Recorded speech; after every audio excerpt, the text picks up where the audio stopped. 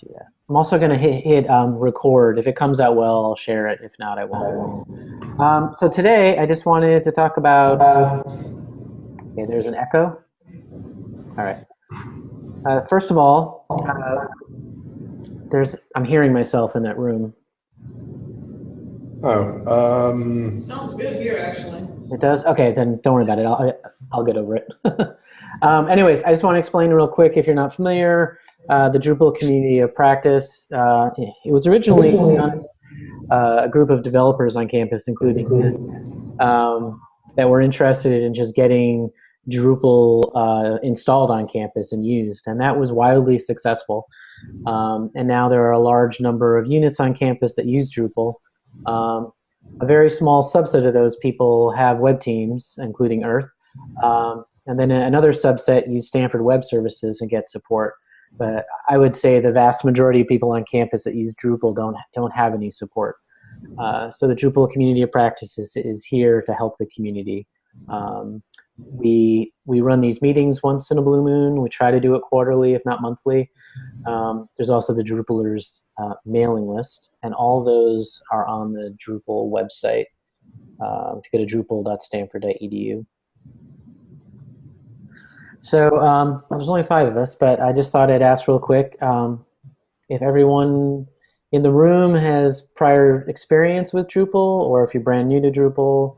Also, if you've ever used Webform, and if you have any specific questions, because there's only a few of us, so I'd be happy to deviate from the slides I put together.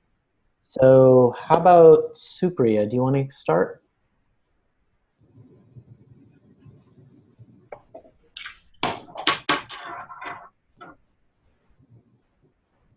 Supriya?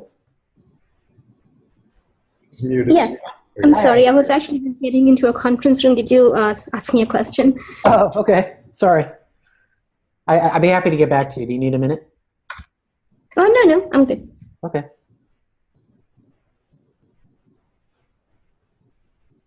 So are you currently managing a Drupal website?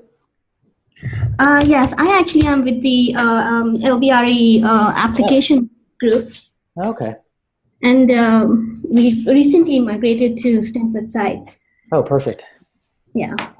Yeah, here at Stanford Earth, we've been building our faculty research group sites all on Stanford sites for the past year and a half. So we have a lot of experience with that. Oh, okay. Well, welcome. Do you have anything specific you wanted to ask about Webform, and have you used Webform in the past?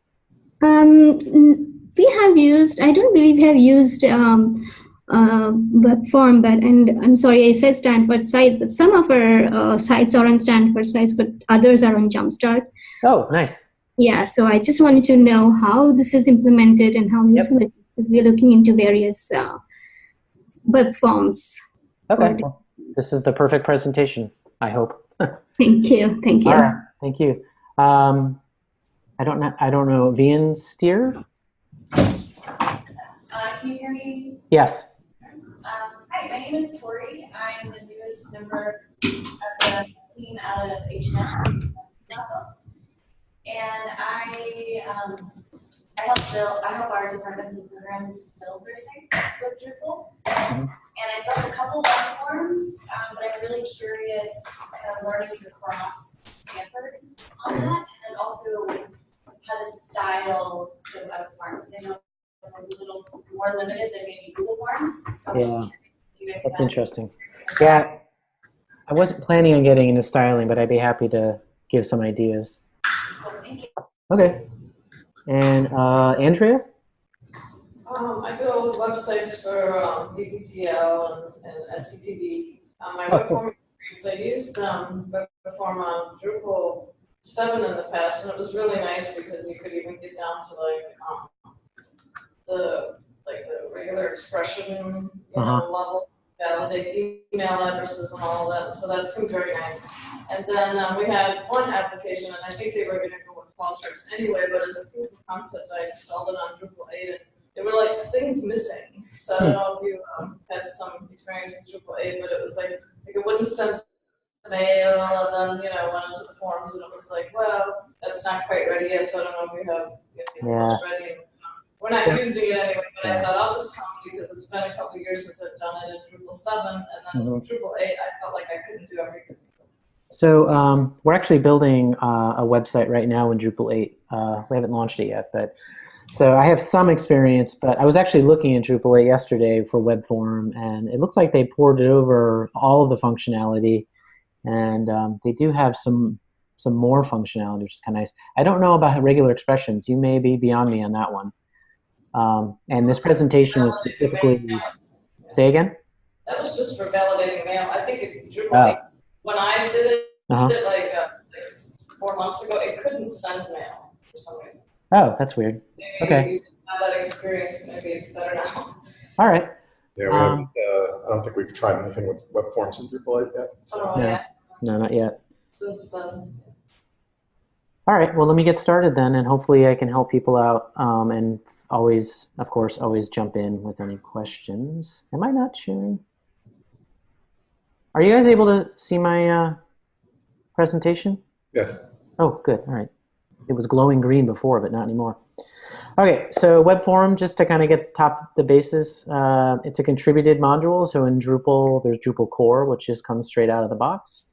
And then there's contributed modules that are created by the community, and you can find all those at drupal.org. So Webform is a contributed module, and I believe in Drupal 8 it's still a contributed module. I might be wrong, but I think it is. And just to say it out loud, forms are basically just ways to collect data from your users. And yes, there are alternatives here on campus, and I'm not going to cover Form Builder and Qualtrics, but they are options. Form Builder, I'll also share this presentation to the event page after this. So Form Builder is Stanford's generic web form building tool, and it's really quite good. I would say it's on par with some of the basic stuff you can do in Drupal, and obviously you could use those forms wherever. It doesn't have to be a Drupal site. Qualtrics is a beast, and it can do a lot of really good things, but it's got a very high learning curve, in my opinion. I've used it only once, but it kind of has a reputation for just being very difficult to get started with. But it's quite nice, and it's definitely more powerful than Drupal web forms. So those are the two alternatives on campus I can think of. There's always the market, you know, SurveyMonkey and things like that. So I just wanted to acknowledge that, you know, Drupal web form is not the be-all. So then that, of course, brings to question why use web form? And so, in my opinion, it's a super easy interface to create forms, especially if you're already a Drupal web editor. It's just like creating content in Drupal. It's just a different content type called web form. There's tons of data types built in. So like, for instance, the question about validating email, there is an email field, and I believe it will reject anything that doesn't look like an email. It's been a while, though, since I've tested that. There's lots of types of fields you can put in web form, and I'll show you a list of all of those in a minute. Like I said, the same editing experience. It's also, and I kind of feel like this is really important, it's the same look and feel for your visitors because it lives within Drupal. So when somebody's filling out a form, they don't leave the site to do that. And I feel like making your visitor leave your website to fill out a form is slightly jarring. So that's another good reason.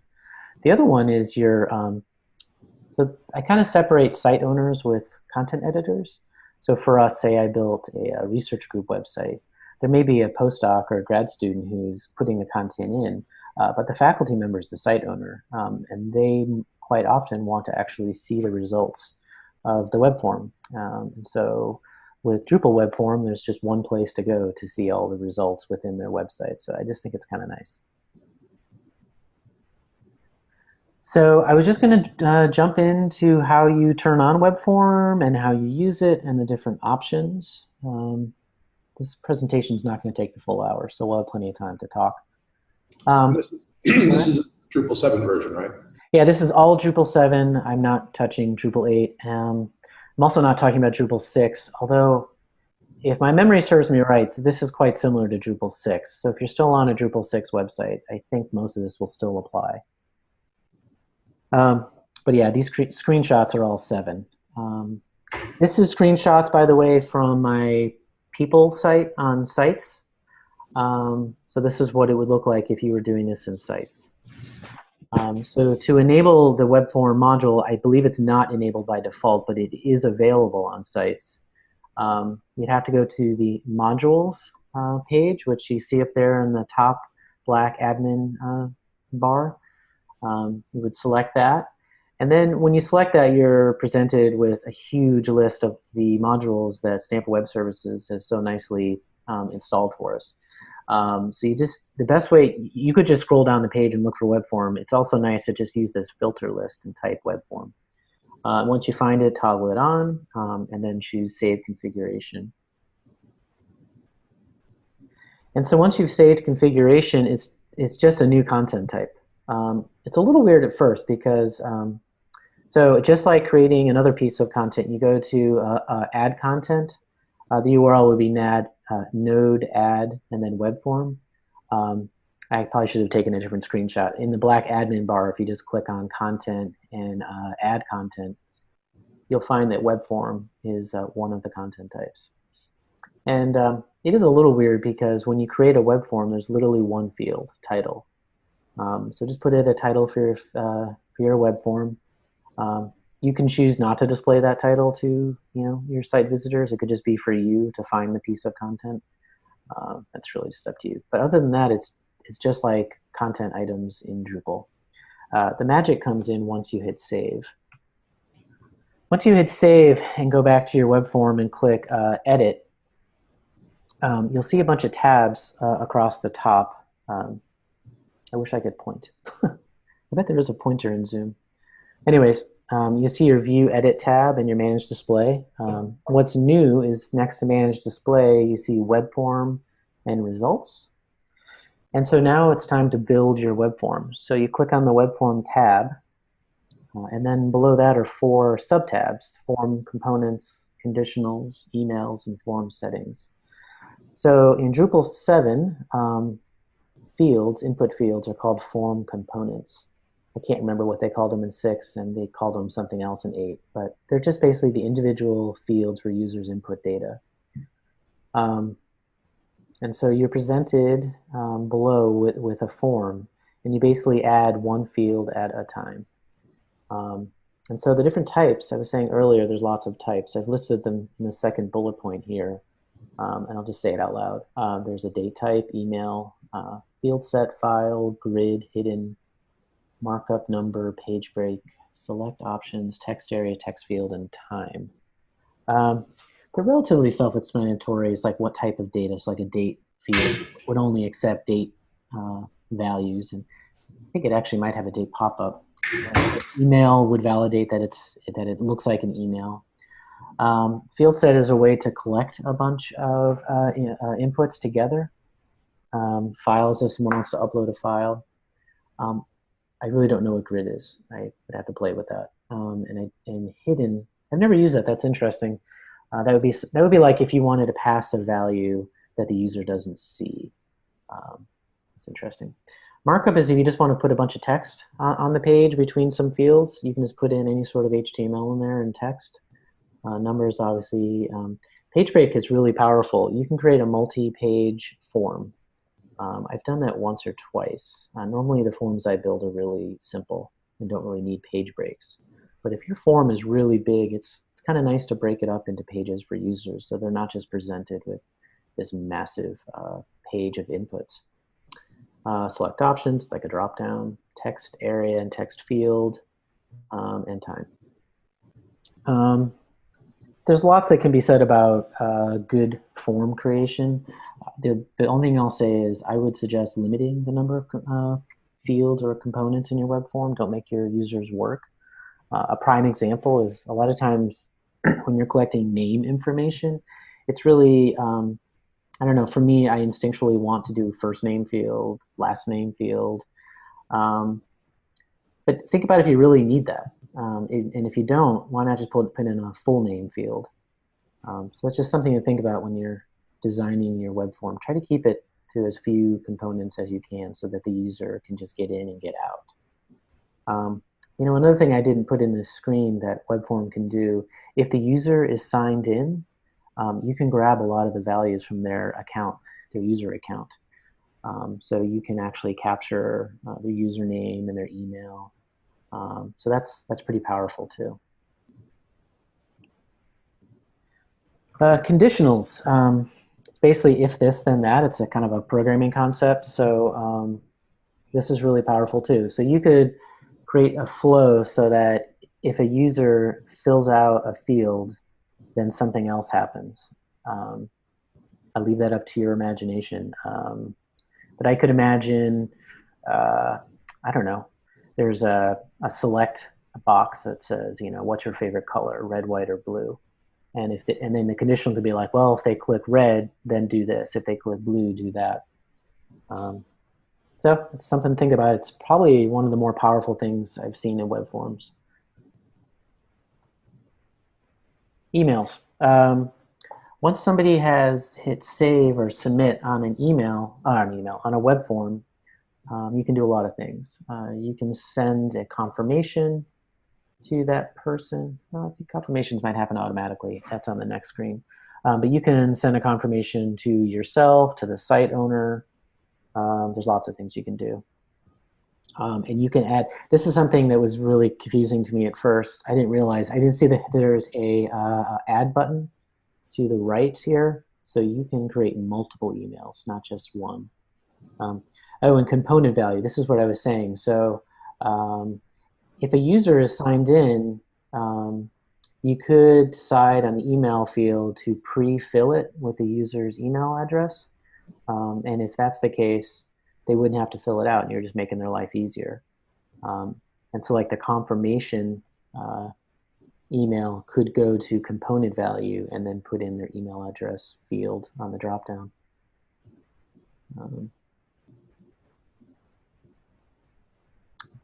Yeah, I just said what I wrote. Good. Okay, this is a huge screen, and I didn't know how to put this in a presentation, but the settings page, this is where you go grab a cup of coffee or tea and just kind of read through it. It's got a lot of powerful things you can do in it. Obviously, you can have a custom confirmation message.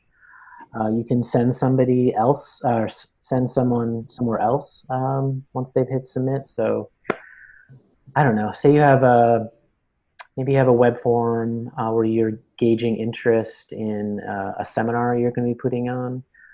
This could send the person to a web page on your seminar website. Use your imagination. The next few things I have learned by trial and error. I got a email from a faculty member in the field wanting to know why he had 200 submissions to his form one day. And it's because I had no limit set to the web form. So it was just wide open. So you can limit submissions by either the number of submissions that are allowed or per user. Now, I honestly have no idea how Drupal figures out per user if the person's not signed in. I don't know if they track IP, but those are two things that you can play with. I would highly recommend turning one of these on because I have, in the past, I've been very trusting of the internet. Maybe that was naive, but they definitely get hit, especially because these are Stanford sites. They get crawled all the time. So I would suggest playing around with one of these fields. Submission access, that's an interesting one. You could limit access to this form to certain Drupal users. So an example from me would be some of our research groups have industrial affiliates. So they could create, and they have Drupal accounts, and they have a role unique to them. So we could limit web form submissions to only users that have that role. So that's what that is. Advanced settings, there's just a ton. But the one I use a lot is show as block. So by default, a web form is just a page. So a good example would be like, say, a contact form. Sometimes it makes sense for it to be a page on its own. But other times you might just want to make it a simple block that might even just show up on your home page. So this is, I always forget about this and then I have to dig around for it, but it's under advanced settings and there's a show as block. option, as well as numerous other. I'm actually looking at my little screenshot here. Progress bar. So if you had a paginated web form, you can tweak the progress bar along the bottom. Preview page, no idea. Okay. Okay, so I was saying one of the things I like about Drupal web forms is you as a content editor and the site owner, you're already kind of comfortable, I hope, with Drupal. So going in and finding results is relatively intuitive for that kind of person. So I've highlighted the results tab over there, and then the sub-tabs of submissions, analysis, table, download, and clear. I've used submissions and table. The second one, I've never used analysis, but that could be interesting. Download is, for my users, that's what they almost always use. They just go in after a certain period of time and they download the results to a CSV file or an Excel file, and then they just play around with the data in Excel. And I always recommend, we have a lot of forms for programs, like summer programs, where people submit interest or they submit an application. And so the people that run those programs will go in and download the data a few times during the open period, and then they'll hit clear because you don't want to keep around data that you've already downloaded. So clear is a good one. Yeah. And wow, well, it's 10:30. I'm at the end. I was, in my last presentation, I gave examples of stuff I had done with views. I don't have a lot of examples of web forms because it's pretty intuitive. Let's see, styling of a web form. That's an interesting one. Really, you can style to your heart's content. So on sites and Jumpstart, there's a module called CSS Injector. And if you're comfortable with CSS, then my suggestion would be to view the source of your web form and kind of grab a class that comes. Within the web form module, I don't believe there's any way to give it a class. But Drupal on its own puts classes on everything. So if you wanted to style a web form, that would be simple enough using CSS Injector. Can I ask a follow-up? Yeah. Do you feel like for Drupal 8, in your experience in that so far, will have the same functionality where we'll have to use CSS to style web forms? Or do you feel like they're building that in? So we're talking about Drupal 8 right now ourselves, so just okay. curious. I actually watched a video yesterday. Maybe I'll put this in the event page. It was a video covering Drupal 8 web form by the guy who did it. They're actually including some customizations using jQuery that kind of style the inputs a little nicer. Not so much the layout. As far as functionality, though, it looked like they had everything that 7 has and a bit more. Styling specific, though, it was just those jQuery little tweaks you could do. So by styling, do you mean layout or just kind of like the general font and look of the form? More the font and look, I think, where we came up with one of our departments was having the labels inline versus not inline with text field or radio buttons, and it's all aligned left on the page. So if you look at it, you click into the form, the right half of the page is just blank. Yeah, so as we move to maybe use it a little bit more, we want to explore if there's anything we can do outside of always having sequence. So my personal choice when I create web forms is I never use inline labels. I like to just stack them on top of the input. I find that's just easier for the user. They're just kind of scanning down the page. And that's an option when you create the component. It's an attribute of the component. You can check off if you want the label inline or just stacked. So first, I would recommend just using that and just making them stacked. If you have to have them inlined and you don't like the styling, then I would use CSS Injector. And if you're on Jumpstart, you get a lot of Stanford Web Services has drop-in help. You could talk to them directly. Sites, not so much, but you have the Drupalers list. The other thing you can play with, and I've done this, like I think it's going back a ways, it was probably a Drupal 6 site where I had a bunch of fields where I basically, or a bunch of elements in the web form where I hid the label completely and then just had like an extra text field on the left that served as the label. And then I used CSS to just string them out past that. So there are a lot of different things you can do. Do you feel like if we had, did you have to map it to anything on the back end? Like, because that's another example we have where Yeah. we have someone that wants it to map into another system or to an Excel. Yeah, well, in this case, no, but that, yeah, I think there you have to think about how you name the elements, and then again, if you hide the individual element labels, you can use the element names somehow. What about hidden fields? Can you have hidden fields? Yes, Yes. you can have hidden fields. I've never used them, but that's interesting. Yeah, they're definitely one of the many types that are available to you. I was just kind of guessing out loud that you could like pass, like say it's a field where somebody is logged in. Maybe you could pass one of the values that you get, like their username or their email address, through a hidden field.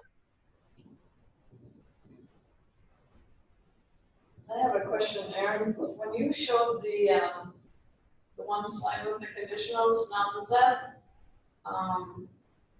the way that works, let's say when the user is filling out a form, is that depending on what they put in? Yes. Okay. Yeah. Yeah, it's conditional on whatever the user enters into a field. So you just build out 2 paths for them, maybe, or 3, and depending on what they choose. Yep. Okay. Yeah, so I've never tried that. Yeah, it's really powerful. I'm actually always hoping I can use it. And like I said, most of the forms I end up having to build are just really simple, like 3 fields. But yeah, you could show hide fields based off previous fields. And one that I want to share on that, I learned this the hard way, where you have to build the conditionals all at the same time. It doesn't stack, like say, and then stack them always. We have a department that they have like 15 conditionals on their farm. Wow. I learned that the hard way of trying to add per question. So just in case you know all of that, something to keep in mind. Yeah, and you can also do required fields. So Yep. Like that option, we can still go through the form and submit. I know some form builders don't allow you to do that. Oh, the other thing I was just thinking, like these components, once you build them, you can drag them up and down the stack and put them in different orders. So if you see there's a little drag icon next to the component.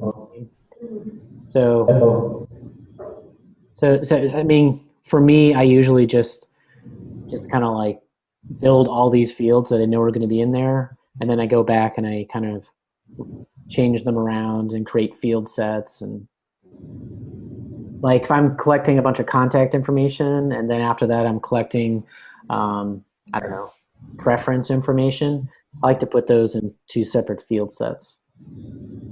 You could also put them in separate pages. It's really up to you. Have you installed any of the companion modules to Webform? I think there's like, is there like a report builder or something? Huh. No, I haven't. Is that available on sites? I don't know if it's available on sites. I think that if you go to like, Drupal org, Yeah. several other things that you can choose, and I think I've done that in the past. I don't remember what I needed now. And then for Drupal 8, I think I was having trouble with email, and, but that could have just been me. Maybe I didn't, enable it properly in Linux. Yeah. Yeah. Well, yeah. No, I've never used any helper modules. Okay. Are there any other questions? Okay. Well, like I said, if you're not on the Drupalers mailing list, you should definitely be on the Drupalers mailing list. It's basically where to go to get answers on Drupal on campus. There's a handful of users that will respond within minutes, and I believe there's some people in Stanford Web Services who that's actually part of their job is to respond to questions on Drupalers. So I highly recommend that. Going forward, I'll continue to send invites to these kind of meetings to Drupalers. And if you're into Slack, there's also a Drupalers channel. I think I have that in the slides here somewhere. Yeah, this link right here. Oh no, so this link goes to, let's see, I think I'm still sharing this. So can you guys see this page? Yes. Mm-hmm. Sweet. Okay, the communities of practice, if you're not familiar, check it out. It's pretty awesome. cop.stanford.edu. That is just a list of all of these various communities of practice on campus. This is the Drupalers community of practice. And down here, I've got some different URLs. This is the mailing list. This is a website, open source lab, where we post the events. And also there's some various knowledge articles that we're trying to contribute to. And then lastly is that Slack channel I was telling you about. So if you use Slack, check out stanfordcop.slack.com. There's numerous channels. If you want to go directly to Drupal, it's this full URL. So hope to see you there. All right. Well, if you have any questions, you're always feel free to email me directly or send the list, and we'll try to come up with some more topics for some more meetings this fall. Well, thank you very much. You're welcome. It's great. All right. Well, I will talk to you later. All right, thanks, Aaron. You're welcome. Bye. Thank you.